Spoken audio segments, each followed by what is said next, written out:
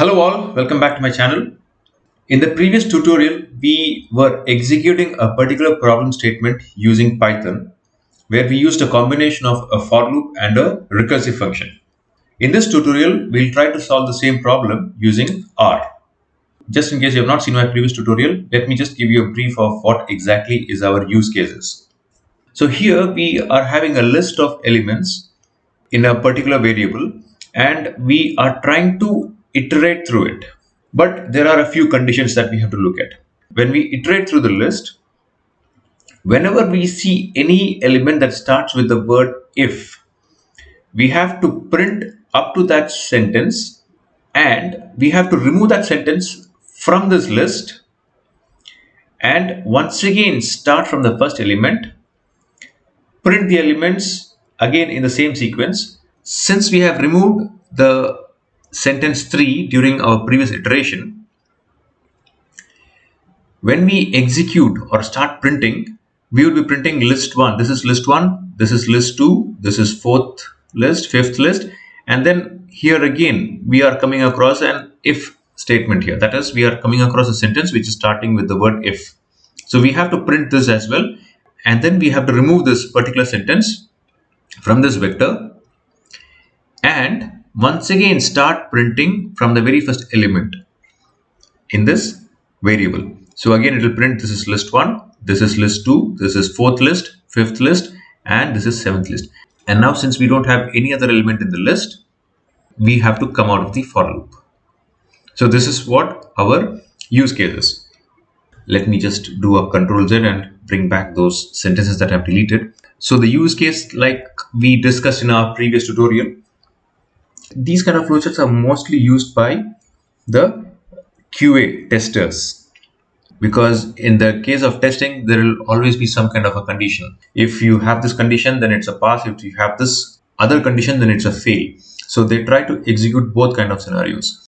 So if they want to know how many overall scenarios they have to execute just to ensure that they have tested all the features of a particular application, then that is also another case where this could be useful. If some condition works fine, then consider that as a pass. If the condition does not work as per requirement, then treat that as a failed test step.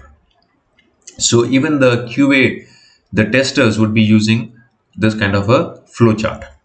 All right, now let's get started with creating a for loop. So if I have to create a for loop, there are two ways in which I can create a for loop here. I'll just be passing this vector as is, and then print I. It would be printing all of them. So if I just run the for loop here, it has printed all of the elements here one by one. I can also use something like this: 1 to length of sent list. This for loop will be iterating from 1 to the number of elements in this sentence list. So since there are 7 elements, if we can confirm that length of sent list, so there are 7 elements. It's as good as saying for I in 1 to 7. But rather than hard coding, I am just passing the sent list as it is, so that just in case we have a few more elements added here, it would easily capture.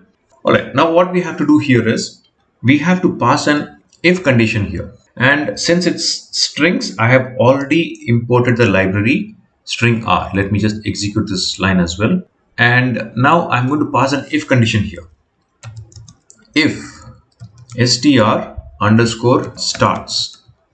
So string here will be sent list, and it will be I here.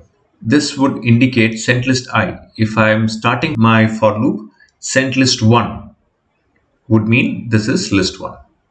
Right? So this is going to be the string, and what else? I need to pass the pattern as well. What is going to be the pattern? Pattern is I'm looking for the word if. So if any string or any sentence starts with if, I have to do something. So inside the for loop, I just want to print that particular sentence and just come out of it. Sent list, and inside that I'll be passing I. All right. Now, once I have printed that particular sentence, supposing this is 3, iteration number 3. So I have reached the third sentence. Once I've done that, I have to remove this from my sent list vector. Since I have to remove that, what I can do here is I can just pass sent list equal to sent list, and inside the square bracket I would be passing minus I. So what would this mean? It means whichever iteration we are in, as soon as it reaches this third element, which is like the third iteration here, the moment it sees the sentence starting with if, it would come inside this if condition here. And since it already has a sent list as this entire array of elements, the moment I do a minus I here, so minus 3, it would remove this from that particular array. So for example, if I pass sent list minus 3 here, it would be printing list 1, list 2. It won't print this. It would straight away print 4th list, 5th list, 6th and 7th. If I execute this, list 1, list 2 and that third list does not appear here. Alright, so this is exactly what we're trying to do here with this particular line of code. And once we're done with that, we have to start our for loop from scratch. So for that, we need to have a function created so that we can call it recursively. So let me create a function for that and let me name it recurse function. And inside the parenthesis, I will be passing the variable sent list.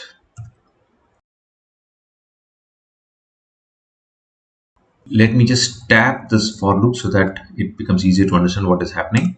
Now I can return the function. So I can do that using return keyword, and inside the bracket I have to pass the function name again, recurse function, and in the parenthesis I have to pass the sent list, which is the updated sent list, which does not have that particular element or that particular string that starts with if. So in the first iteration it would remove this and it would just have the other sentences, and once it iterates all over again, it would probably remove this as well. We shall see once we execute this. Alright, so this is about the if condition. Now there is also an else condition. What if the sentence does not start with if? So we have the first sentence not starting with if, the second not starting with if. So how do we execute that? So I can use a else condition here. So if it is not starting with that, then I want to print each of these elements not one after the other, one line after the other. I want them to be printed next to each other, separated by a double hash or a double dash. I can't use a print statement for that, but I can use a concatenate function, CAT. So if you just type question mark cat and click on the enter button, this will anyway appear on your help. And cat function is mainly used for concatenating and printing. So inside the cat function, I will be using a paste function as well. And what am I going to paste here? I'm going to paste exactly this sent list I, but apart from this, I am also going to have two dashes here. So as soon as one particular sentence is printed, it would also have two dashes adjacent to it.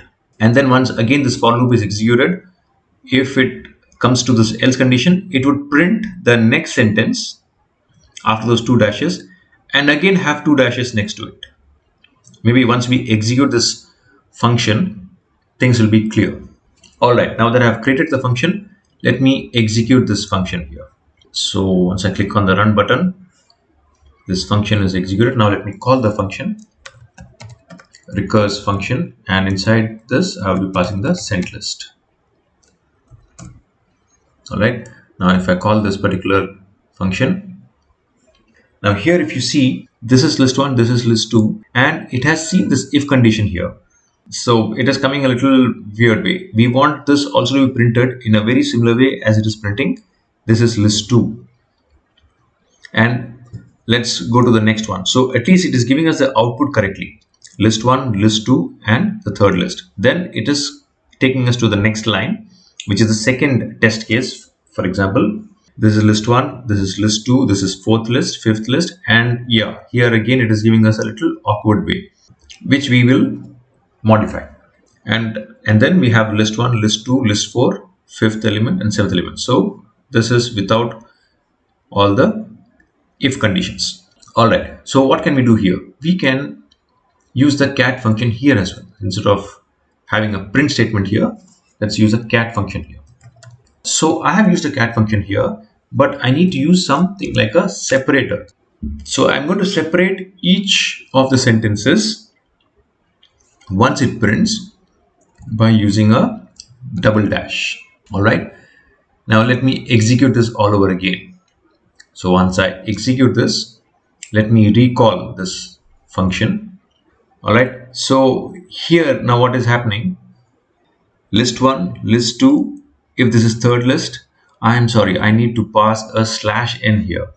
So it should be slash n, because the moment it sees the if condition, I want it to restart from the very first iteration of the for loop, but from a new line. It has to display or print from a new line, right? So when we use a print function, it always prints from a new line. So this is exactly what I wanted, but just that it was printing in a little awkward way where you had this one and this quotes. So I wanted to remove that, but otherwise this output looks fine to me. I just want to change it, so I have to use a slash n so that it starts from a new line. So if I now execute this function and call it in this line, if I click on run, now it is giving the right output. So this is a list 1, this is list 2, and then you have the third list, and there it is, it's stopped. So if I compare these two, this is list 1, this is list 2. If this is third list, then great. So it has seen the if condition here, and it should be removing it from the sent list, and it again iterates from the very first element. So this is list 1, this is list 2, this is list 4. So it is coming to this now because it has already removed the third element. Fourth list, this is fifth list. If this is sixth list, then it is fantastic. So it has also read this, and since this is starting with the word if, it will be removing it during this iteration, and it will go back to the very first element. So this is list 1, list 2, fourth list. Yeah, after list 2 it is fourth list, fifth, and then seventh. So fourth, fifth, and then seventh. And since we don't have anything else after that, it will come out of the function and the for loop, right? Control Z, Control Z. So this is how this function works. I hope you were able to try this out on your own. All right, this is what I had to share in this particular tutorial. In the next tutorial onwards, we'll start with data frames, the most exciting part of data science. Data frames, it's really exciting stuff, because most of the work happens in data frames if you have structured data. All right, I hope you found this tutorial useful. If you have any doubts, questions, suggestions, feedback, please do post them in the comment section. See you in the next tutorial. Thank you very much.